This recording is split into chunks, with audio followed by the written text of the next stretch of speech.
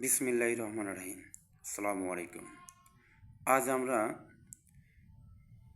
এইচএসসির English second part suitable phrase এটা নিয়ে আলোচনা করব। আশা করি এই এক ক্লাসেই সম্পূর্ণ মার্ক পাওয়া সম্ভব, আর কখনোই এটা নিয়ে পড়ার দরকার হবে না। তো চলুন শুরু করি। Dash flying. যদি আমরা কখনো দেখি যে শূন্যস্থানের পরে আইএনজি আসে, যদি আমরা কখনো দেখি যে শূন্যস্থানের পরে আইএনজি আসে, তাহলে আমরা উড ইউ মাইন্ড কথাটা বসিয়ে দিব।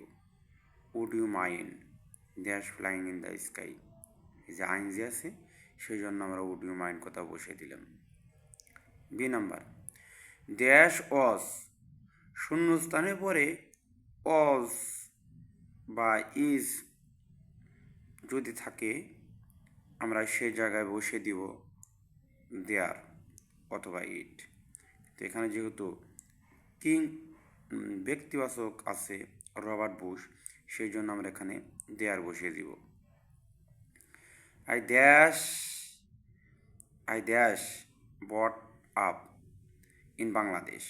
যদি শূন্যস্থানে পরে সাল এবং জায়গার নাম উল্লেখ থাকে, সাবজেক্টের পরে শূন্যস্থানে জায়গা এবং সালের নাম উল্লেখ থাকে, ওই জায়গায় আমরা বসিয়ে দিব অসবর্ন। তারপরে D number, we dash struggle.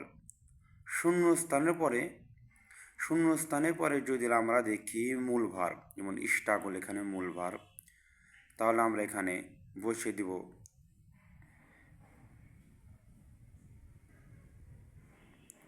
Had better অথবা have to. We have to আমরা বসিয়ে দিব, এই যে মূল ভার্ব। হ্যাড বেটারের পরে মূল ভার্ব বসবে, হ্যাভ টুর পরে মূল ভার্ব বলবে। সুতরাং আমরা এখানে একটা বসিয়ে দিব struggle. We have to struggle. মূল ভার্ব পাইলেই আমরা নাই হ্যাড বেটার বসাবো নাই হ্যাভ টু বসাবো। এই নাম্বারে এই বাক্যটা আমরা প্রথমে ফলো করব।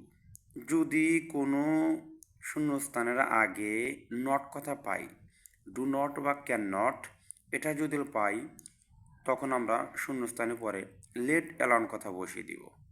লেট অ্যালাউন।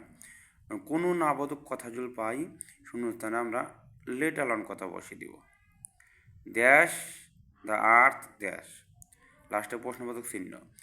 এরকম যদি পাই, দেখো দুইটা শূন্যস্থান আছে, আমরা উপরে দেখব কোথায় দুইটা এই বাক্য আছে বা দুইটা ওয়ার্ড আছে। হোয়াট ডাজ একটা ওয়ার্ড, ড্যাশ লুক লাইক দুইটা ওয়ার্ড। দুইটা ওয়ার্ড পাইছি, দুইটা শূন্যস্থানে বসিয়ে দিব।